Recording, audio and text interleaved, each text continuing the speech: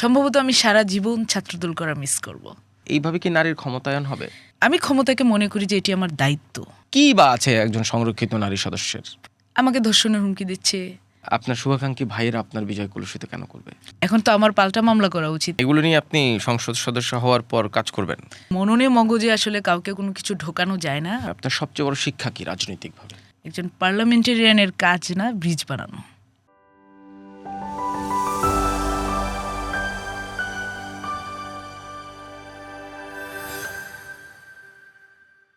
ত্রয়োদশ জাতীয় সংসদ নির্বাচনের পর একটি নির্বাচিত সরকার এখন দেশের দায়িত্বে। ৩০০ জন এমপি সংশ্লিষ্ট এই সংসদে আরও ৫০ জন সংরক্ষিত নারী আসনের সদস্য যুক্ত হবেন।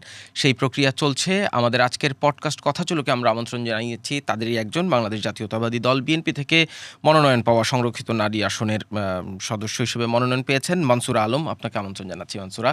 আপনি একই সাথে ছাত্র দলের যুগ্ম সাধারণ সম্পাদক। জি জি।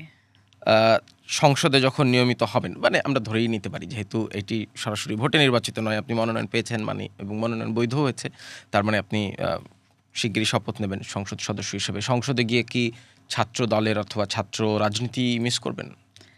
সেটি তো অবশ্যই মিস করব, কারণ আমার যে রাজনৈতিক পরিচয় সেটি এখনও ছাত্রদল, এবং আমার জীবনের যে গুরুত্বপূর্ণ সময় মানুষের যেটা থাকে, যে টাইমলাইনটি, সেটি আমি কাটিয়েছি ছাত্রদল করে।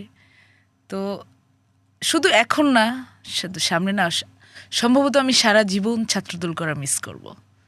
মানে আমার ইয়তের যে পার্ট সেটি ছাত্রদল। মানুষ ইয়তকে যখনই মনে করে, সুন্দর স্মৃতিগুলো মনে করে, তখনই কিন্তু তার সেটার সাথে জড়িত যে সময়টা সেটা মনে হয়। তো আমার ক্ষেত্রে সেটি হচ্ছে ছাত্রদল। আপনার এই তারুণ্যের ছাত্র রাজনীতির যে লম্বা সময়, আপনার সবচেয়ে বড় শিক্ষা কি রাজনৈতিকভাবে? রাজনৈতিকভাবে শিক্ষা প্রথমত হলো যে ক্ষমতা চিরস্থায়ী নয়। আমরা যে অবস্থায় থাকি না কেন, আমাদেরকে সেটি সবসময় মনে রাখতে হবে যে আমি আজকে যে ক্ষমতা আছে আমার, সেটি হয়তো কোনো একদিন থাকবে না। সেটির জন্য আমার মানসিক প্রস্তুতি রাখতে হবে, এবং একই সাথে আমার ক্ষমতা, এবং আমি ক্ষমতাকে মনে করি যে এটি আমার দায়িত্ব। আমি ক্ষমতাও মনে করি না মূলত। আজকে যে আমি দায়িত্ব পেয়েছি সেটিকে আমার পালন করতে হবে, এবং আমার মূলত রাজনৈতিক যাত্রা শুরু গণতন্ত্র উদ্ধারের যে লড়াই সেটি দিয়ে।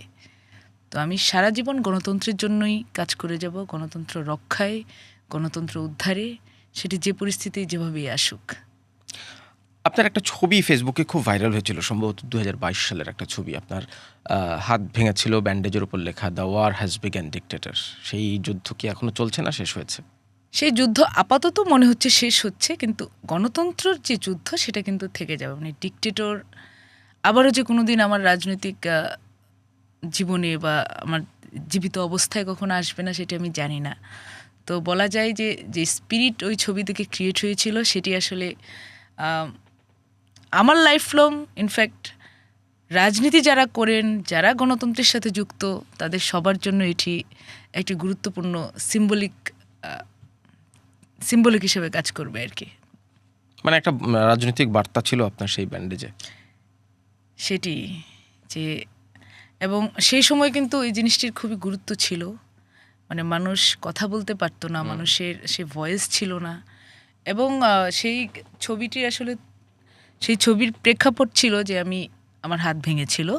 শহীদ মিনারের যে ইনসিডেন্ট ছিল ২০২২ সালের ২৪শে মে, নিষিদ্ধ ছাত্রলীগ কর্তৃক আমাদেরকে আক্রমণ করা, এবং খুবই ভয়ানকভাবে সেই আক্রমণ করা হয়েছিল। এবং এর পরবর্তীতে আমি যখন হসপিটালে ভর্তি ছিলাম, সেই অবস্থায় আমার এই বার্তাটি আমি দিয়েছিলাম মানুষকে। তো যখন মানুষ কথা বলতে পারছে না, তাদের কণ্ঠ রুদ্ধ করা হচ্ছে, সেই অবস্থায় এই শব্দগুলো ব্যবহার, পার্টিকুলারলি ডিক্টেটর ব্যবহার, এটি আসলে অনেক বড় একটি বার্তা ছিল, একটি গুরুত্বপূর্ণ বার্তা ছিল মানুষের জন্য, যেটা বলা যায়। সো এই শব্দটারও কিন্তু তখন থেকেই চর্চা শুরু হয়েছে তরুণদের মধ্যে, জনমনে, সব জায়গায়। আপনি সংরক্ষিত নারী আসনে মনোনয়ন পেয়েছেন বিএনপি থেকে। বাংলাদেশের রাজনৈতিক বাস্তবতায় সংরক্ষিত নারী আসনের একজন সংসদ সদস্যের আসলে কাজ কি? প্রথমত, সংরক্ষিত আসন যেই চিন্তা থেকে দেওয়া হয়েছিল, আপনি জানেন বোধহয়, সেটা ১৯৭২ সালে। প্রথমবারের মতো মনে হয় যে 15 জন সদস্য 73 ছিল। সালে 15টি আসন দিয়ে হ্যাঁ, শুরু হয়েছিল। 72 বা 15টি আসনের মাধ্যমে, এবং সেটা কিন্তু একটি টাইমলাইন ধরে দেওয়া হয়েছিল যে 10 বছরের জন্য শুধু সংরক্ষিত দেওয়া হবে। এবং সেই সময় যারা আইন প্রণেতা ছিলেন তাদের চিন্তা ছিল যে এটি এইবার একজন সংরক্ষিত সদস্য হচ্ছেন, সামনের বার তিনি ইলেকশন করবেন। মানে তখনও নারীদের সামাজিক রাজনৈতিক বাস্তবতায় নারীরা ইলেকশন করবেন, সেখান থেকে জিতে আসবেন, সে পরিস্থিতিগুলো তৈরি হচ্ছিল না, যার জন্য কিন্তু সংরক্ষিত আসন তৈরি করতে হয়েছে। এবং আমরা দেখেছি পরবর্তীতে সেটি আরও বাড়ানো হয়েছে 10 বছরের টাইম লাইনে, এবং সিটের সংখ্যাও আরও বাড়াতে হয়েছে। এবং আমি যতটুকু শুনেছি যে প্রথম যখন 15 জন সদস্য হয়েছেন, সেই সদস্যের মধ্যে একজন সদস্য তিনি আসলে বেশ কয়েকবার ইলেকশন করেও হেরেছেন। তো এটিও একটি কারণ ছিল যে সংরক্ষিত আসনটাকে মানে চালিয়ে নিয়ে যাওয়া, আবারও সেটার টাইম বৃদ্ধি করা, এবং যেটা কয়েক দফায় কারেকশন করে এখন 50। হ্যাঁ, যেটা 15 থেকে এটা বাড়ছে দিন দিন। মানে আমরা এখনও আসলে সেই কনফিডেন্সের জায়গায় যাইতে পারছি না যে নারীদেরকে আমরা সম্পূর্ণ সহযোগিতার সাথে একটি আসন থেকে জিতিয়ে নিয়ে আসার পরিস্থিতি তৈরি হবে। যে আমরা সাধারণত দেখি যে নারী পুরুষ সবাই ইলেকশন করে, কেউ হারে কেউ জিতে। যখন পুরুষ হারে সে তো হারে, লোকটা হেরে গেছে, কিন্তু যখন একজন নারী হারে যে মেয়ে মানুষ হারছে, এই যে চিন্তাটা, এই যে মাইন্ডসেট, সেটি কিন্তু আমাদেরকে এখনও ইলেকশনমুখী করতে সময় নিচ্ছে। এবং আমরা দেখেছি অনেকেই জিতেছেন, আমাদের মনোনীত প্রার্থী যারা, তাদের মধ্যে আমাদের কিছু সংগ্রামী নারী তারা জিতেছেন। তাদের সামাজিক রাজনৈতিক পরিস্থিতি হয়তো তাদের ফেভারে ছিল এবং অনেকের ফেভারে ছিল না। সামনেও আমরা কতটুকু বৃহৎ পরিসরে আমরা নারীরা কতটুকু নমিনেশন পাবো পার্টি থেকে, এবং জিতে আসার যে পরিস্থিতিগুলো কিভাবে হবে এখনও কিন্তু আমাদের কাছে অজানা। তো আমার চিন্তা হচ্ছে যে এগুলো নিয়ে কাজ করা, যে আমরা যদি সামাজিক রাজনৈতিক বাস্তবতা নারীদের জন্য আরও ভালোভাবে তৈরি করতে না পারি, বিগার পিকচার তৈরি করতে না পারি, তাহলে কিন্তু আমাদের পক্ষে যে সংরক্ষিত আসনের যে এখনও যে বাড়ার কথা বলা হচ্ছে সেটা কিন্তু আর কমবে না, সামনে আরও বাড়তে থাকবে। মানে 15 জন থেকে যখন 50-এ পৌঁছায়, এবং একই সাথে আমরা যখন নারীর ক্ষমতায়ন নিয়ে অনেক গর্ব করি, এটা কি একটু স্ববিরোধী অবস্থান হয়ে যায় না রাষ্ট্রের? রাষ্ট্রের এখানে আসলে যদি বলি যে রাষ্ট্রের দায়, সেটা irrespective of any political party. হ্যাঁ, আমি সেটাই বলছি, এখানে আসলে নির্দিষ্ট কোনো রাজনৈতিক দলের আলোচনা হচ্ছে না। তো এটা রাষ্ট্রের দায় আছে, ঠিক আছে, কিন্তু রাষ্ট্রের সাথে সাথে কিন্তু আমাদের সামাজিক রাজনৈতিক পরিস্থিতির একটা বড় দায়, এবং এটা হ্যাঁ আলটিমেটলি দায় তো রাষ্ট্রেরই যায়। সামাজিক রাজনৈতিক পরিস্থিতি কেন এমন যেখানে নারীদের আসলে জিতে আসা কষ্টকর হচ্ছে, বা একজন নারী যখন এলাকায় প্রার্থী হচ্ছেন সেখানে তার সহকর্মীরা হয়তো তারই লোকজন সেখানে তাকে সহযোগিতা করছেন না। তো এই বাস্তবতাগুলো আসলে সবারই আসলে দেখে শুনে বুঝে রাজনৈতিক দলগুলো বলেন, রাষ্ট্র বলেন, সবারই জিনিসটাতে কনসার্ন থাকা উচিত। তো এই জায়গায় দায়ী সবারই কিছুটা আছে, এবং আগামীতে সেই দায়গুলো নিয়ে আমাদের কাজ করতে হবে, আমি সেটা মনে করি। যে দায়গুলো নিয়ে জুলাই গণঅভ্যুত্থান হয়েছিল তার মধ্যে একটি দায় তো এটিও, নারীর ক্ষমতায়ন, নারীর মুক্তি। এবং অন্তর্বর্তীকালীন সরকারের সময় 11টা কমিশনের মধ্যে একটি নারী কমিশন ছিল। সেই নারী কমিশনের রিপোর্ট ঐকমত্য কমিশনে ওঠেই নাই। অন্তর্বর্তীকালীন সরকার নারী নিয়ে কি ভাবে নাই আপনার মনে হয়? অন্তর্বর্তীকালীন সরকারের আসলে এটা বিভিন্নভাবে, মানে অন্তর্বর্তীকালীন সরকারের ছিল বিশ্লেষণ আপনার কাছে একই সাথে কেন জানতে চাইছি, কারণ আপনারা জুলাই গণঅভ্যুত্থানের শক্তি এবং অন্তর্বর্তীকালীন সরকার সেই শক্তির ম্যান্ডেটে দায়িত্ব পাওয়া, ফলে সেই সরকারের বিশ্লেষণ কিংবা পর্যবেক্ষণ আপনারা করতেই পারেন। হ্যাঁ, এটি প্রথমত এটি নির্বাচিত সরকার না, তাই আমাদের জায়গা থেকে তাদের জন্য বেশি কিছু বলার সুযোগ থাকে না। একটি অনির্বাচিত সরকার, তাদের কার্যক্রম অনেক কিছুই হয়তো নির্বাচিত হওয়ার পরে, কিন্তু অভ্যুত্থানের সরকার তো নির্বাচনের চেয়ে বড় ম্যান্ডেট বলা হয় অভ্যুত্থানের সরকার। অভ্যুত্থানের পরপরই ইলেকশন করা যাচ্ছিল না, সেজন্য কিন্তু সরকারের দরকার ছিল, কারণ দেশ তো সরকার ছাড়া চলতে পারে না, দেশকে তো কাউকে না কাউকে চালাইতে হবে। তো সেটির দরকারেই কিন্তু অন্তর্বর্তীকালীন সরকার ছিল। কিন্তু আলটিমেটলি আমরা গণতান্ত্রিক পদ্ধতিতে, সেটিও গণতান্ত্রিক পদ্ধতিতেই ছিল, সংবিধান অনুসারেই ছিল সেই সরকার, কিন্তু জনগণের ম্যান্ডেট, জনগণের ভোট, সরাসরি ভোটে অংশগ্রহণ করে জনগণ যে সরকার নির্বাচিত করে, সেটি আলটিমেটলি দেশের দেখভাল বা দেশের গুরুত্বপূর্ণ বিষয়গুলো নিয়ে কনসার্ন থাকবে। তো এখন অন্তর্বর্তীকালীন সরকারের সময় যেটা ছিল যে এখানে বিভিন্ন রাজনৈতিক স্টেক হোল্ডারের মাধ্যমে সরকারটি গঠিত। কিছু কিছু রাজনৈতিক দল নিজেদের প্রতিনিধি ছিল তাদের সেই সরকারে, এবং তাদের একটি বিশাল প্রভাব তারা সেই জায়গাটায় বিস্তার করে গেছে। এবং আমরা দেখছি যে সেখানে নারী বিদ্বেষী রাজনীতির যে অংশটা আছে তারাও সেখানে ছিল। সেই জন্য অনেক কমিশন সেখানে উঠলেও নারী কমিশনের যে রিপোর্ট সেটি আলোচনা পর্যন্ত করায়নি। আমরা দেখেছি যে কিছু জিনিস নিয়ে অনেক আলোচনা হয়েছে, বারবার আলোচনা হয়েছে, বিষয়গুলো আমি উল্লেখ করতে চাচ্ছি না, এটি এখানে বসে আলোচনার মতো না। তো সেই জিনিসগুলো নিয়ে আলোচনা হয়েছে, কিন্তু নারী কমিশনেরটা ওঠার প্রয়োজন হয় নাই। ইনফ্যাক্ট আমি দেখেছি যে নারী কমিশনের যখন কমিশন সাবমিশন হয়েছে, সেই সাবমিশনের সময় যে নারী উপদেষ্টারা যারা ছিলেন, মহিলা উপদেষ্টা এবং অন্যান্য নারীরা তাদের সাথে যারা গিয়েছিলেন, তাদেরকে সামাজিক যোগাযোগ মাধ্যমে যেভাবে গালাগালি হেনস্থা করা হয়েছে, বুলিং করা হয়েছে, মানে সেই আমার মনে হয় যে সেগুলো দেখে সেই সরকারের আর সাহস হয়নি যে নারী কমিশনটাকে আমি এই রিপোর্টটাকে আমি আসলে তুলবো আলোচনার মধ্যে। সেখানে কি হয় জানা নেই। যে রাজনৈতিক শক্তির কথা আপনি বললেন, যাদের আপত্তিতে কার্যত হয়তো সেই কমিশনের আলোচনাটা হয়নি ঐকমত্য কমিশনে, সেই রাজনৈতিক শক্তি কি বাংলাদেশ থেকে হারিয়ে গেছে?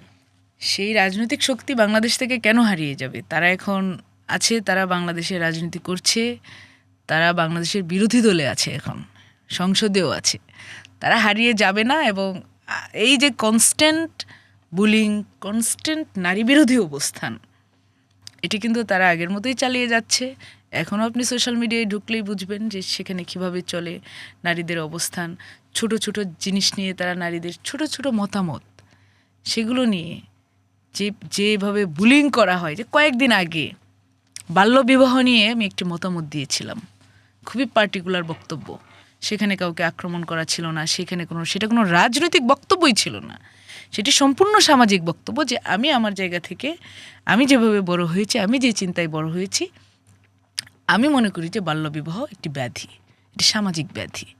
যেই মেয়েটি মনে করছে যে আমি স্কুলে পড়াশোনা শেষ করব, আমি বিশ্ববিদ্যালয়ে পড়াশোনা করব, তাকে শুধু বাবা মার চিন্তায় তাকে আসলে নিজেকে সমর্পণ করতে হচ্ছে, বিয়ের মতো একটি অনেক বড় দায়বদ্ধতার মধ্যে নিজেকে আটকাতে হচ্ছে। তো এই জায়গাগুলোর কথা চিন্তা করে কিন্তু আমি একটা সামাজিক বক্তব্য দিয়েছিলাম। তো সেটি নিয়ে সারা দেশে যে এই যে গোষ্ঠীটা, নারী বিরোধী গোষ্ঠীটা, তাদের ছোট ছোট নেতাকর্মী থেকে শুরু করে তাদের বড় বড় মুখ, যে পরিমাণ বুলিং করেছে, যে পরিমাণ বাজে কথা বলেছে, সেটা কোনো সুস্থ মানুষের পক্ষে আসলে নেওয়া সম্ভব হয়ে ওঠে না। কিন্তু আমি নিয়েছি, আমার মতো আরও অনেক কর্মজীবী নারী আর বিভিন্ন শ্রেণী পেশার নারীরা কিন্তু সেটি নিচ্ছেন। এরকম বুলিংয়ের ল্যাঙ্গুয়েজ আপনি যাদের কথা বলছেন, মানে তারা এখানে নাই বলে আমি নাম বলছি না, কিন্তু আপনি যেহেতু আছেন, এরকম বুলিংয়ের ল্যাঙ্গুয়েজ তো আমি ছাত্রদলের অনেককেও করতে দেখেছি সোশ্যাল মিডিয়ায়। এখন এটা আমিও দেখেছি, এটা অস্বীকার করার কোনো সুযোগ নেই যে তারাও করে না। কিন্তু আমি আপনাকে একটা প্রেক্ষাপট বলতে পারি, এটা আমাদের লোকেরা শুরু করেনি, তারা এটার জন্য প্রস্তুত ছিল না। তো যখন দেখছে, আমি নিজে জানি যে আমি ছাত্রদল করি, অবশ্যই ছাত্রদলের যে নেতাকর্মীরা যারা আছেন তৃণমূলে বা বিভিন্ন জায়গায়, তারা আমাকে প্রোটেক্ট করতে চাইবেন। তারা যখন দেখবেন আমাকে গালি দেওয়া হচ্ছে, তারা সেটা নিতে পারবেন না। সেই জায়গা থেকে কিন্তু নিজেদের জন্য তারা একটা ডিফেন্স তৈরি করে ফেলছেন, যে অবশ্যই সেটা একটা ভুল পদ্ধতি। সেই ডিফেন্সটা হচ্ছে যে আরেকজন নারীকে গালি দেওয়া, সেটা তাদের পক্ষ থেকে। এখানে আবার কিছু অ্যাপ্রোচ আছে। আমাদের লোকেরা গালিটা শুরু করেনি, আমি শুধু এতটুকু আপনাকে এনশিওর করতে পারি। না, কিন্তু মানে আরেকজন শুরু করলে আমি শুরু করবো, এটা কি সঠিক পদ্ধতি? এটা আমি মাত্রই আপনাকে বললাম যে এটি সঠিক পদ্ধতি না। কিন্তু আপনার যখন দেয়ালে পিঠ ঠেকে যায়, আপনার কাছে উপায় থাকে না, আপনি অসহায় বোধ করেন যে ঠিক আছে, আমি দেখছি আমি অমুক আপাকে পছন্দ করি, আপাকে এমন গালাগালি দিচ্ছে, আমি তো আর নিতে পারছি না। সেও তার যে মিসোজিনির যে একটা রূপ আপনাদের পুরুষদের মতো যেটা থাকে, আপনারা কোথাও সেটা হয়তো বের করে ফেললেন, সেও সেটা করে ফেলছে, তার পদ্ধতিটা রং। কিন্তু তার কাছে উপায় কী ছিল? এখন দেশের আইন সে সময় ব্যবস্থা নিচ্ছিল না, এখনও নিচ্ছে না তেমন একটা। এবং নিতে গেলেও আমরা এই যে দেখলাম চিটাগাংয়ের একজন নারী, জামাতের নারী সদস্য, তার কনস্ট্যান্ট সোশ্যাল মিডিয়ায় যে তার গালাগালি, তার যে বাজে অবস্থান নারী পুরুষ সবাইকে নিয়ে, মানে আমি দেখেছি উনি একজন নারী, উনি আমাকে নিয়েও গালাগালি করেছেন। প্রধানমন্ত্রীকে নিয়ে গালাগালি করছেন, বিভিন্ন মানুষ রাজনৈতিক ব্যক্তিত্ব নিয়ে গালাগালি করছেন। যখনই তাকে একটি মামলা দেওয়া হলো তখনই এটা নিয়ে আবার একটা মব, আবার দেশে খুবই গলায় সবার আওয়াজ যে বাক স্বাধীনতা নষ্ট হয়ে যাচ্ছে। তখন আমি যখন দেখলাম যে সেই মহিলা আমাকে গালি দিয়ে রেখেছে খুবই বিশ্রী ল্যাঙ্গুয়েজে, খুবই বাজে ভাষায় আর কি যেটা বলা যায়, তো সেই ভাষায় যখন আমাকে গালি দিয়েছে তখন তো আমার মনে হলো নো, এটা তো তার বাক স্বাধীনতা না, এখন তো আমার পাল্টা মামলা করা উচিত যে উনি জেলে আছে আর যাতে জেলে থাকুক। তো আমরা রাজনৈতিক সহনশীলতার জন্য আমরা আসলে অনেক কিছু বাদ দিই, অনেক কিছু বাদ দিতে বাধ্য হই। তো এটি আসলে এক ধরনের দায়বদ্ধতা হয়ে যাচ্ছে, আমাদের ঘাড়ে একটা বড় ধরনের বোঝা চাপিয়ে দেওয়া হচ্ছে যে আমাকে গালি দিচ্ছে, আমি অসহনশীলতার শিকার হচ্ছি, কিন্তু আমি সেটা প্রকাশ করার কোনো উপায় পাচ্ছি না। এই ফাইন লাইনটা টানার উপায় কি, যে বাক স্বাধীনতা মানেই যে আসলে আমি আপনাকে গালি দিতে পারবো না কিংবা আপনার মানহানি হয়, আবার মানহানিরও ধরেন কোনো সুস্পষ্ট সংজ্ঞা নাই, মানে কোনটায় আপনার মানহানি হবে এটা তো আমি ঠিক করবো না, আপনি ঠিক করবেন। এই ফাইন লাইনটা টানা কি আসলে কোনো আইন দিয়ে করা সম্ভব? দেশীয় যে আইন আছে, দেশীয় যেসব আইন আছে, আপনি যদি মনে করেন যে সেসব আইনকে আপনি কাজে লাগাবেন, সেটা পেনাল কোড হতে পারে বা বিভিন্ন টর্শিয়াস কেসেস যেগুলো আছে সেগুলো নিয়ে আপনি যদি কাজ করেন, তাহলে আপনি দেখতে পারবেন যে কাজ করা যায়, যদি সদিচ্ছা থাকে সেটা নিয়ে কাজ করা যায়। তো সদিচ্ছা কতটুকু আছে? নারীদেরকে গালি দিচ্ছে সোশ্যাল মিডিয়াতে, সেটি আসলে কতজন মানুষকে এফেক্ট করছে? এখন আমাদের কর্তা ব্যক্তিদের যদি এফেক্ট না করে কোনো কিছু, তাহলে তো সেটি আমাদের পর্যন্ত আসে না। কর্তা ব্যক্তিদের এফেক্ট করে না কেন? কর্তা ব্যক্তিরা অধিকাংশ পুরুষ বলে। অধিকাংশ পুরুষ, নারীরাও হয়তো এড়িয়ে যান, নারীরাও যে কর্তা ব্যক্তি নেই এমন তো না। তো এখন তারাও এড়িয়ে যান। এখন আমি আমার জায়গা থেকে এড়িয়ে যেতে পারি, আমি মনে করি যে আমি একটা গুরুত্বপূর্ণ দায়িত্বে আছি। সোশ্যাল মিডিয়ায় কী হচ্ছে সেটি আমার সবসময় দেখা দরকার নেই, কিন্তু গ্রামের যে মেয়েটি ক্লাস 10-এ পড়ে, কিশোরী একটা মেয়ে, যখন তাকে গালিগালাজ দেওয়া হয়, তার জন্য সে যখন আত্মহত্যা করে ফেলে, সেটার তো এফেক্ট আছে। এবং আমার মতো দায়িত্বশীল জায়গা থেকে আমার কিন্তু সেটি ভাবতে হবে, আমার চেয়ে উপরের যারা দায়িত্বে আছেন তাদেরকেও সেটি ভাবতে হবে। এটা মনে হয় ঠিক আছে, আরে তুমি তো আছো, আমাকে অনেকে বলে এটা, তুমি তো আছো, তুমি খুবই গুরুত্বপূর্ণ দায়িত্বে আছো, আর এইসব ছোটোখাটো জিনিস নিয়ে মাথা ঘামাইলে হয়? মাথা ঘামাইতে হয়, কারণ দিন শেষে আমি একজন মানুষ, আমারও সামাজিক সম্মান আছে, আমার সামাজিক সম্মান বোধ আছে, আমার পরিবার আছে, তো এগুলো আমাকে এফেক্ট করে। তো আমি হয়তো এড়িয়ে যাই, হয়তো আমি ভাবি যে ঠিক আছে এড়িয়ে যাওয়া যায়, আমার সোশ্যাল সার্কেলস আছে, তাদের সাথে আমি বসতে পারি, আড্ডা দিতে পারি, জিনিসগুলো আমি ওভারলুক করতে পারি, কিন্তু সেটা সবাই করতে পারে না। না, তাহলে মানে আইনের বাইরে গিয়ে আমাদের মগজে মননে এইটা প্রথিত করার উপায় কি, যে আমি আসলে আপনাকে গালি দিতে পারবো না?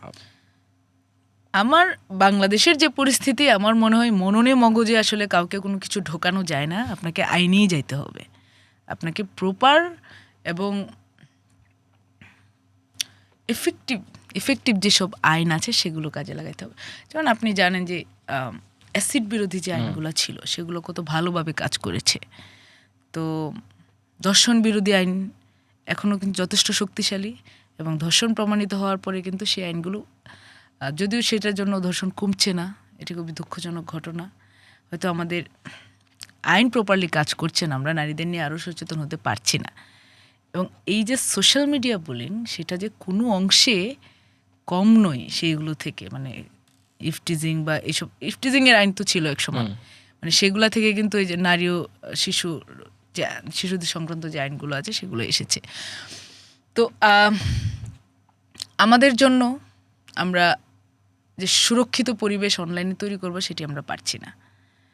আমাকে ধর্ষণের হুমকি দিচ্ছে, গালি দিচ্ছে, কিন্তু আমি বলতে পারছি না। এখন যে ছেলে আমাকে ধর্ষণের হুমকি দিচ্ছে, সে যদি আমাকে সামনে পায়, সে যে আমাকে ধর্ষণের জন্য উদ্যত হবে না এটা তো আমি জানি না। যেন আমি সোশ্যাল মিডিয়ায় এসে বলে দিচ্ছি যে ঠিক আছে তোর সাথে এটা করব, আমাকে সামনে পেলে সে যে সেটার জন্য স্টেপ নেবে না, বা অন্য একটা মেয়ের প্রতি যে সে স্টেপটা নিচ্ছে না, এটা আমি কী করে জানি? সে তো হার্মফুল, এটা তো বুঝতে হবে।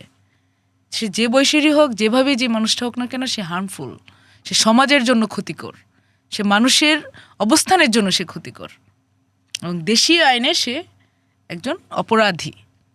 কিন্তু কেন তাকে ডিটেক্ট করা হচ্ছে না, কেন তাকে ছেড়ে দেওয়া হচ্ছে? সে যে যা ইচ্ছা তা করে বেড়াতে পারছে, সে স্বাভাবিক জীবনযাপন কাটাতে পারছে, তার তো করা উচিত না এটা, মানে তাকে সেটা করতে দেওয়া উচিত না, এটা আমি মনে করি। আপনি কি আইনের কঠোর প্রয়োগ, মানে বিশেষ করে নারী ইস্যুতে বিভিন্ন আইনের কঠোর প্রয়োগ না হওয়ার ক্ষেত্রে পুরুষতান্ত্রিকতার কোনো দোষ দেখেন, কিংবা ওই যে যেটি বলছিলাম কর্তা ব্যক্তিদের পুরুষতান্ত্রিক মানসিকতা, এমনকি কর্তা ব্যক্তিদের যারা নারী তাদের মধ্যেও এক ধরনের পুরুষতান্ত্রিকতার অভিযোগ অনেকে করেন? আমি এটাকে একটা গ্রোস ইগনোরেন্স হিসেবে দেখি। মানে ঠিক আছে, আমাদের অনেক কাজের মধ্যে এটিও একটি কাজ, সেটি তারা ভুলে যান অনেক ক্ষেত্রে।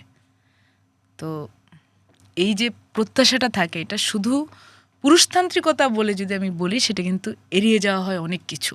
এটা শুধু পুরুষতান্ত্রিকতার বিষয় না। কারো মনে হবে যে না, আমার এখন ফাইন্যান্স নিয়ে কাজ করতে হবে, সেটি খুব গুরুত্বপূর্ণ। দেশের অন্যান্য আইন শৃঙ্খলা নিয়ে কাজ করতে হবে, সেটি গুরুত্বপূর্ণ।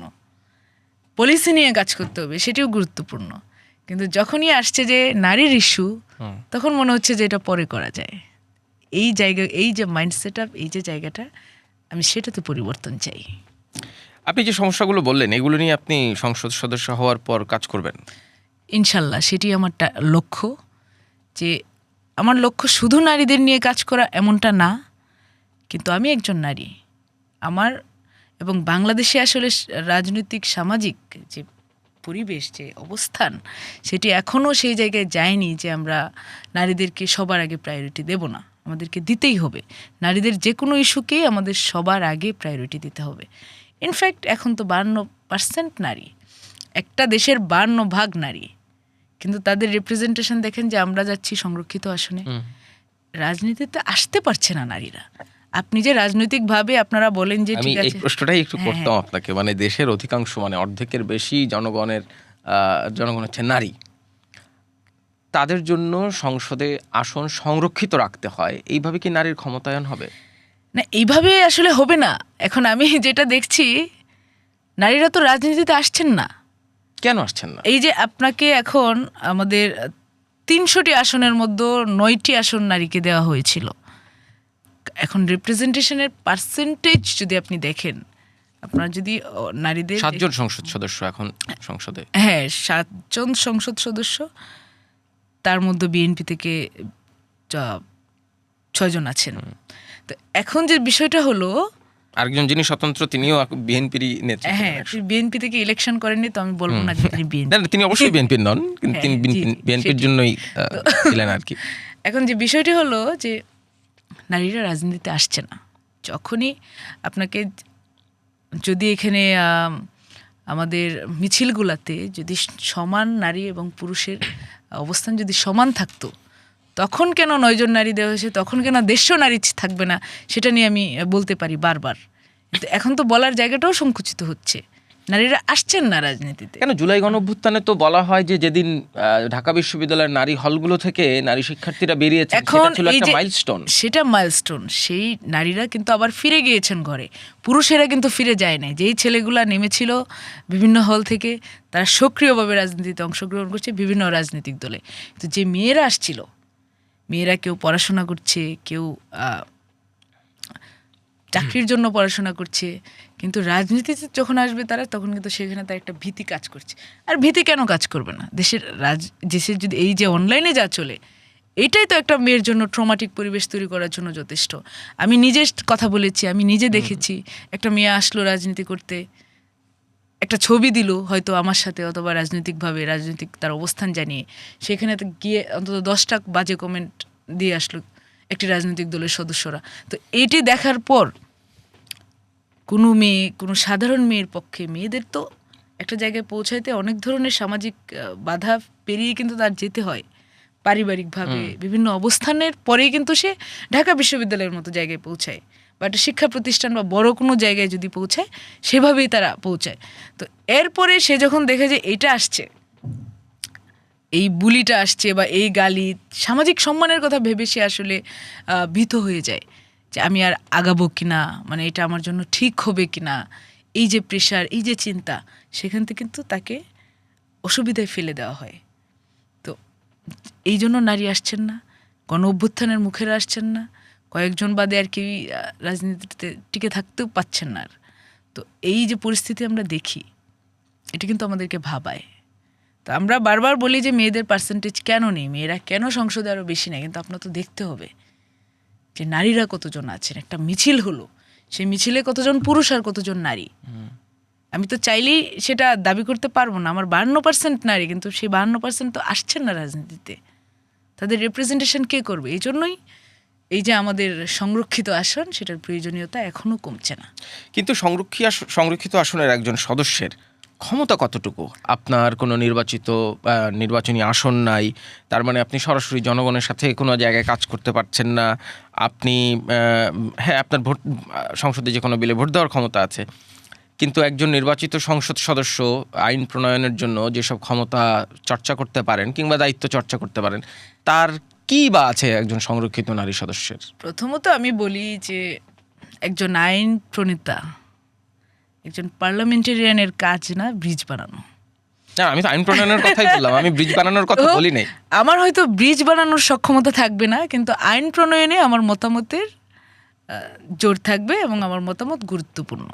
তো আমি কোনো অংশেই সেটিকে কম করে দেখছি না যে সংরক্ষিত বলেই কম আপনি না। ধরেন 90-এর পর বাংলাদেশে এই সংসদীয় রাজনীতি শুরু হওয়ার পর এই 35-36 বছরে কয়টা বিলের কথা বলতে পারবেন কিংবা কয়টা উদ্যোগের কথা বলতে পারবেন সংরক্ষিত নারী সদস্যের একজন সদস্যের উদ্যোগে বাস্তবায়িত হয়েছে? না দেখুন, এখানে এইবারের সংরক্ষিত সদস্যদের সাথে বাকিদের পার্থক্য কিন্তু এখানেই, যে সবসময়ই আমরা আগে দেখেছি যে সংরক্ষিত আসনগুলোতে ইনফ্যাক্ট এই এখন যারা বিরোধী দলে আছেন তারাও তাদের নেতারা তাদের স্ত্রীদেরকে মনোনীত করতেন, কন্যাদেরকে মনোনীত করতেন। এটা আসনগুলো আসলে এই কেন্দ্রিক হয়ে গিয়েছিল। এই প্রথমবার আমার পার্টি চিন্তা করেছে আমাদের মতো রুট লেভেলের, যার কোনো মামা নাই, চাচা নাই, বাবা নাই, মা নাই এই রাজনীতির অঙ্গনে, আমি একজন রাজনৈতিক কর্মী এবং সেটি রুট লেভেল থেকে রাজনীতি করে আসা আমার মতো কর্মীকে যখন পার্টি মনে করে মূল্যায়ন করবে, তখন আপনার এই চিন্তাটা সুদূর প্রসারী। এবং আমি না, আমি এখনও ছাত্র রাজনীতি করি, এখনও এই যে ঢাকা বিশ্ববিদ্যালয়ের রাজনীতিতে আমি এখনও প্রাসঙ্গিক। তো এই সব চিন্তা ভাবনা যে আমি এখনও তরুণদের হয়ে কথা বলতে পারবো, তরুণদের ভয়েস আমাকে মূল্যায়ন করা মানে কিন্তু এটি বিশাল একটি পদক্ষেপ। তো আমি মনে করছি যে হয়তো একটি চেঞ্জ, হয়তো এই যে মাইন্ডসেট আপ আমাদের মাননীয় প্রধানমন্ত্রী, তিনি নারীদেরকে নিয়ে যেভাবে ভাবেন, নারীদেরকে আপনি ফ্যামিলি কার্ডের কথা জানেন, নারীদের আত্মসামাজিক উন্নয়ন এবং নারীদের সার্বিক সুরক্ষার উন্নয়নের জন্য উনি যে কাজটি করতে চাচ্ছেন, সম্ভবত আমাদের মতো এখনও তারুণ্যের সাথে প্রাসঙ্গিক মানুষজনকে সেখানে নিয়ে যাওয়ার উদ্দেশ্য কিন্তু সেটি, যেতে আমরা কথা বলতে পারি, আমাদের চিন্তা জানাতে পারি। কিন্তু মানে আপনার যারা সহ রাজনীতিবিদ তরুণরাই সবাই কি সব কিছু ঠিকভাবে নেয়? আপনি মনোনয়ন পাওয়ার পর একটা স্ট্যাটাস দিয়েছেন যে দুঃখের সাথে লক্ষ্য করেছি আমার কিছু শুভাকাঙ্ক্ষী ভাইয়েরা আমার সাথে তুলনা করে অন্য নারীদের হেয় করছেন, এটি সর্বাবস্থায় ঘৃণিত, আপনারা এই মুহূর্তে এই কাজের মাধ্যমে আমার এই বিজয়কে কলুষিত করছেন। আপনার শুভাকাঙ্ক্ষী ভাইয়েরা আপনার বিজয় কলুষিত কেন করবে? এটি আমি দেখেছি যে এখানে এই যে আগে বললাম কিছুক্ষণ আগে, আপনি তো আমাকে বললেন যে হ্যাঁ অনেক সময় আপনার দলীয় ভাইয়েরাও হচ্ছে গিয়ে সে বুলির মধ্যে থাকে। তো দেখলাম যে কিছুদিন আগে হয়তো আমাকে বুলি করা হয়েছে, যেই পার্টিটা করেছে তাদের মেয়েদেরকে তারা মনে করছে যে এখন আমাদের কম্পেয়ার করতে হবে, কম্পেয়ার করে জানাতে হবে যে তোরা এটা আর আমরা তো এটা, মানে স্বাভাবিক মেল ডমিনেন্স চিন্তা যেটা মাথার মধ্যে থাকে, তো সেটা তারা দেখিয়ে ফেলেছিলেন। আমি তাদেরকে অশুভাকাঙ্ক্ষী বলতে পারবো না, কারণ এখানে তারা আমার অনেকেই আছেন যে দীর্ঘদিনের সহযোদ্ধা, আমরা সেই ফেসিবাদ বিরোধী আন্দোলন করেছি, আমরা রাজনৈতিকভাবে এখনও সম্পৃক্ত। এখন এই চেঞ্জটাই কিন্তু আমি তৈরি করতে চাই, যে আমি জানি, আমি চিনি, আমারই ভাই, আমারই শুভাকাঙ্ক্ষী, কিন্তু সে হয়তো সঠিক কাজটি করছে না, কিন্তু কোনো না কোনোভাবে আমাকে সেটার কারেক্টনেসের দিকে যেতে হবে। কিন্তু ধরেন এখন আমি যদি একদম স্পষ্ট করে বলি, ছাত্রদল এবং শিবিরের মধ্যে যে ধরনের মতানৈক্য, যে ধরনের দ্বন্দ্ব, আপনার আরেকটা 8 এপ্রিলের একটা স্ট্যাটাস পড়ি, জাকসুর ভিপি জানে না কিন্তু জাকসুর ব্যানারে প্রোগ্রাম হয়, কি এক আইরনি রে। এইটা কি শুধু জাকসুর আইরনি নাকি প্রায় সকল বিশ্ববিদ্যালয় ছাত্র সংসদের আইরনি? এটি আসলে সকল বিশ্ববিদ্যালয়ে বলা যায়। এখন যে ছাত্র রাজনীতির যে পরিবেশ কয়েকদিন আগেও ছিল এবং আস্তে আস্তে আমি মনে করছি সেটি ইমপ্রুভ হচ্ছে, যে বিভিন্ন কার্যক্রম দেখছি আমি। তো এই স্ট্যাটাসটি যখন আমি দিলাম, পরবর্তীতে কিন্তু এই প্রোগ্রাম যেটি সেটি ক্যান্সেল হয়েছে। যে জাকসুর ভিপি আসলেই জানতো না যে প্রোগ্রাম হচ্ছে, তাকে রেখেই কিন্তু অন্য একটা বিশ্ববিদ্যালয়ের মানে ডাকসুর ভিপিকে ডেকে নিয়ে সেখানে প্রোগ্রাম করা হচ্ছিল, যেটি নিয়ে আমরা কথা বলেছিলাম। তো এরকম আরও হয়। আমি চট্টগ্রাম বিশ্ববিদ্যালয়ে অনেক ক্ষেত্রেই আমাদের ছাত্রদল থেকে নির্বাচিত এজিএস, সে জানে না যে সেখানে কি হচ্ছে, তাকে জানানো হয় না। যেহেতু এক ধরনের প্ল্যান্ড, এক ধরনের ইঞ্জিনিয়ারিং এর মাধ্যমে ছাত্র সংসদগুলোতে বিজয় আনা হয়েছে, ফিক্সড ভোট, যেটা নিয়ে আমরা আলোচনা আগে করেছি। তো এই যে বিষয়গুলা, সেগুলোর মধ্য দিয়ে ক্ষমতাটা একটি নির্দিষ্ট সংগঠন হাতে কুক্ষিগত করেছিল তৎকালীন নিয়োগপ্রাপ্ত যে ভিসিরা আছেন তারা। এবং সেই ভিসিরা কীভাবে নিয়োগ পেয়েছেন, কাদের লোক, সেটা আমরা জানি। যদিও আমাদের এখনকার ভিসিরা যারা আছেন তাদেরকে দলীয় লোক বলা হয়, তাদেরকে অদলীয় লোক বলা হয়, কিন্তু আলটিমেটলি কারোর সাথে কোনো পার্থক্য কিন্তু নেই। তো এই যে পরিস্থিতিগুলো, এই যে আমরা আমাদেরকে বলতে, আপনি তখনকার ভিসিদের দলীয় লোক বলছেন, এখনকার ভিসিরা কি নির্দলীয়? আমি তো আপনাকে সেটাই বললাম যে এখনকার ভিসিরা অনেকেই দলীয়, সবাই দলীয় না, অনেকেই দলীয়, কিন্তু আগেরগুলো অদলীয় ছিলেন না, তারাও দলীয়ই ছিলেন।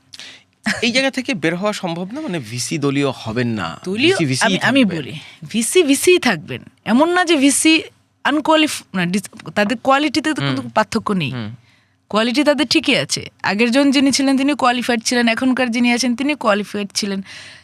যদি তার কোয়ালিটি ঠিক থাকে তাহলে আপনাকে কেন দেখতে হবে যে দলীয় কিনা।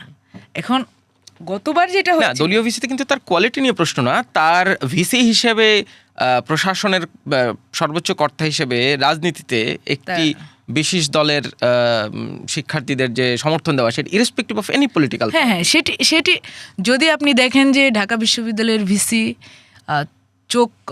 চোখে পট্টি লেগে ছাত্রদলের দিকে কথা বলছে, ছাত্রদলের পক্ষে দাঁড়াচ্ছে, তখন আপনি বলবেন যে হ্যাঁ ভিসি আপনি কেন এটি করছেন। আমি এখনকার পার্সপেক্টিভে বলি নাই, এটা আমি সার্বিকভাবেই বলছি, আমরা সেটা কিন্তু দলীয় ভিসিদের বাজে দৃষ্টান্ত আমাদের সামনে আছে। আমরা গত ফেসিবাদের সময় সেই ভিসিদের অবস্থান দেখেছি।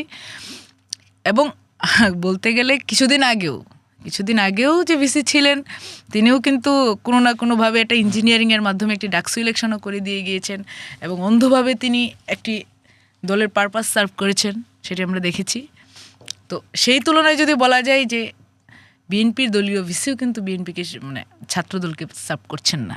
আমরা যে গতকালকের যে ঘটনা, পরশুদিনের যে ঘটনা শাহবাগ থানায় ঘটেছিল, সেটির প্রেক্ষিতে দেখেছি ভিসি যারা আহত তাদের কাছে গিয়েছে, তাদের সাথে দেখা করতে গিয়েছে। ভিসির সাথে কিন্তু আমাদের কোনো কানেকশন হয়নি, এখানে আমরা সম্পর্কিত না। ছাত্রদলের বক্তব্যের সাথে ভিসি সম্পর্কিত ছিলেন না।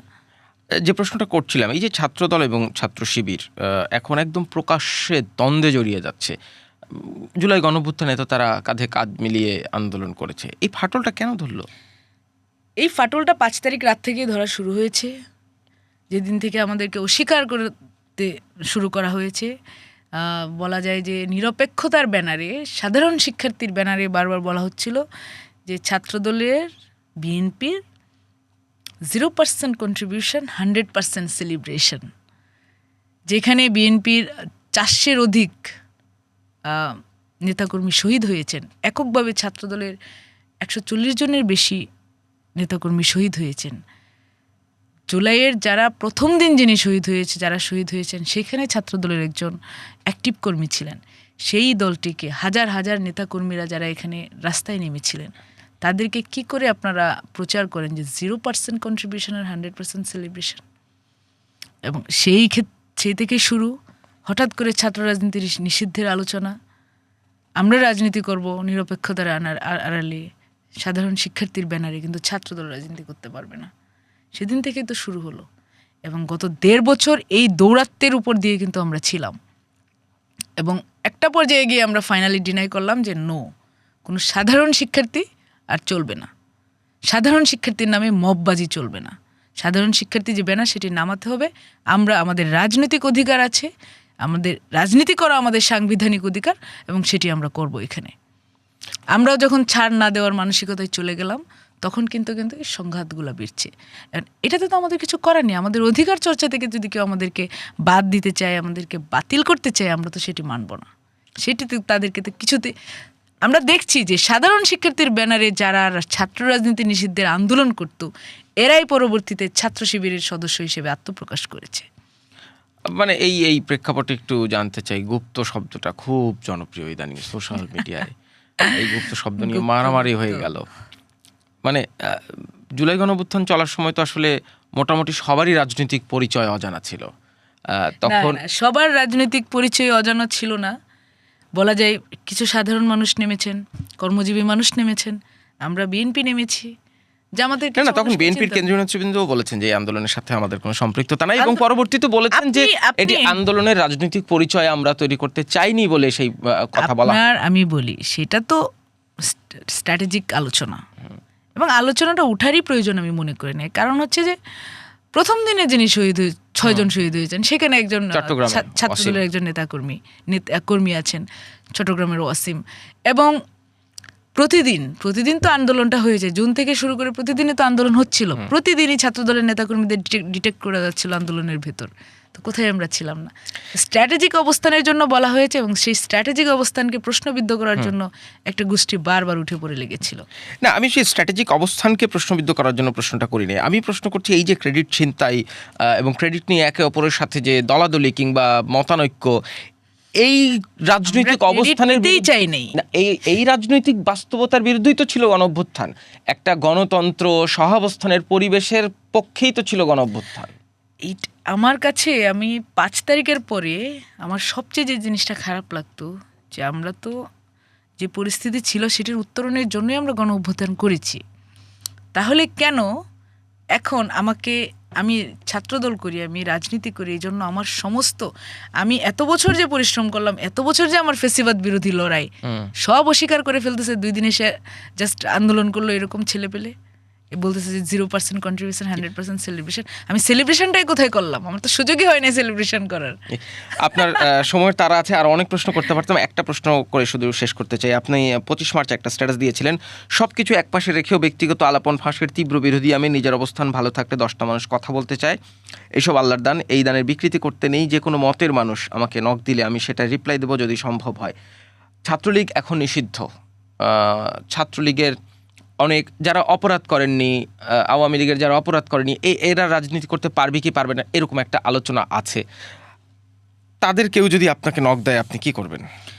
দেখুন, আমি মানুষ হিসেবে খুবই কানেক্টেড, মানুষের সাথে আমি কানেক্টেড মানুষ, এবং আমি মনে করি হতে পারে আমার শত্রু, এবং যে ছেলে আমাকে 2 দিন আগে প্রচণ্ড গালি দিয়েছে, সেও যদি মনে করে না কালকে আমার সাথে একটা রিকনসিলিয়েশনে যাবে, আমি কিন্তু তাকে সেই সুযোগটা দিই। তো আমি মানুষ হিসেবে এতটুকু করতে পারি, এটা মানুষ যদি আমাকে সালাম দেয়, সালামের উত্তরটা আমি দিতে পারি। জাতীয় রাজনীতিতে আসা উচিত? আমি জাতীয় রাজনীতির প্রেক্ষাপট এখানে জানি না, এটা একান্তই আমার ব্যক্তিগত মতামত। রাজনৈতিকভাবে আমার যতটুকু ক্যাপাসিটি, সেটার মধ্যে থেকে আমি একটু ব্যক্তিগত নিজেকে আলাদা করেছি, এবং সেইখানে আমি মনে করি যে মানুষের প্রাইভেসি লঙ্ঘন করা উচিত না। এই স্ট্যাটাসটি একটি নির্দিষ্ট ঘটনার উপর প্রেক্ষিতে দেওয়া হয়েছিল। ছাত্রলীগের গোলাম রাব্বানি তিনি ফাঁস করেছিলেন সাদিক কায়েমের, ছাত্র শিবিরের সাদিক কায়েমের স্ক্রিনশট। যখন সেই ছেলেটি বিশ্ববিদ্যালয়ের ফার্স্ট ইয়ারে বা সেকেন্ড ইয়ারে ছিল, তখনকার সময় সেই মেসেজ দিয়েছিল, তিনি বড় ভাই, তিনি সেই স্ট্যাটাসটি ছড়িয়েছেন। তো আমি ব্যক্তিগতভাবে এই জিনিসটার বিরোধী, এবং আমি আমার আজীবন এটা আমার স্ট্যান্ড যে আমি এটার বিরোধী থাকবো। যে হতে পারে আমার শত্রু, অনেক বড় শত্রুতা আমার সাথে সে পরবর্তীতে করলো, তো কিছুতেই আমি তার প্রাইভেসি লঙ্ঘন করব না। আমি আশা করব সংসদে গিয়েও আপনার এই অবস্থানগুলো বজায় থাকবে, এবং আপনি সংসদ সদস্য হিসেবে শপথ নেন, নিশ্চয়ই আপনার সাথে আবারও এই অনুষ্ঠানে কথা হবে। আপনার প্রত্যাশাগুলো কতটা পূরণ করতে পারলেন। মানসুর আলম, আপনাকে অসংখ্য ধন্যবাদ আমাদের ধন্যবাদ আপনাকে সময় দেওয়ার জন্য। কথা বলছিলাম ছাত্রদলের যুগ্ম সাধারণ সম্পাদক এবং সংরক্ষিত নারী আসনে মনোনীত সংসদ সদস্য মানসুর আলমের সাথে। তিনি তার নারী নিয়ে অবস্থান এবং ছাত্র রাজনীতি নিয়ে বিভিন্ন অবস্থানের কথা জানালেন। আমরা নিশ্চয়ই তার সাথে আবার আলোচনা করব। আপনাদের ধন্যবাদ পডকাস্ট কথা চলুক দেখার জন্য।